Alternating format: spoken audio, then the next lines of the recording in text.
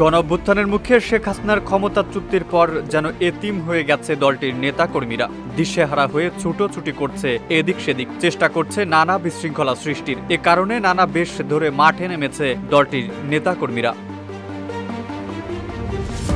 ১.৫ দশকের ক্ষমতার মসনদ তাসের ঘরের মতো চুরমার হয়েছে আওয়ামী লীগের। ক্ষমতাচ্যুত হয়ে ভারতে পালিয়ে যেতে বাধ্য হয়েছেন দলটির সভাপতি ও সাবেক প্রধানমন্ত্রী শেখ হাসিনা। ১.৫ দশকের ক্ষমতায় থাকাকালীন স্বৈরাচারী হয়ে উঠেছিল আওয়ামী লীগ। ক্ষমতা কুক্ষিগত করে হেন কোনো অপরাধমূলক কাজ নেই যা তারা বাদ রেখেছে। অবশেষে গত ৫ আগস্ট পতন ঘটে আওয়ামী লীগের। শেখ হাসিনা সহ কিছু নেতা পালিয়ে যেতে সক্ষম হলেও অনেকে পালাতে ব্যর্থ হয়ে করছেন কারাবাস। আর বাকি যেসব নেতাকর্মীরা রয়েছেন তারা নানা সময়ে নানা বেশ ধরে দেশকে অস্থিতিশীল করার পায়তারা করছে।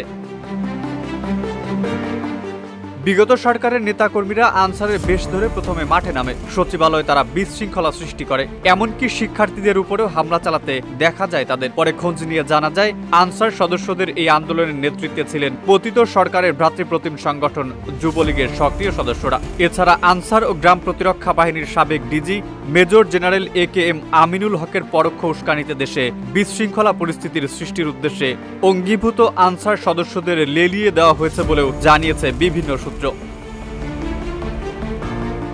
আনসার আন্দোলন ব্যর্থ হওয়ার পর এরা পল্লী বিদ্যুৎ সংস্থার কর্মকর্তা কর্মচারীদের কর্মবিরতি শুরু করে সরকারকে অস্থিতিশীল করার প্রয়াস চালানোর চেষ্টা করে, কিন্তু সে আন্দোলনও ব্যর্থ হয়। এরপর সংখ্যালঘুদের আন্দোলনের সামনের সারিতে দেখা যায় নিষিদ্ধ ঘোষিত সংগঠন ছাত্রলীগের নেতাকর্মীদের। সর্বশেষ তারা রিকশা চালকের আন্দোলনের সামনে থেকে নেতৃত্ব দিতে এসে গণমাধ্যমের কাছে ধরা খায়। রিকশা চালকদের আন্দোলনে দেখা যায় আশরাফুল খান নামের একজন, যিনি রিকশা চালক বলে নিজের পরিচয় দিচ্ছিলেন। পরে খোঁজ নিয়ে জানা যায় তিনি খিলক্ষেত থানা ছাত্রলীগের ৪৩ নং ওয়ার্ডের সহ সভাপতি।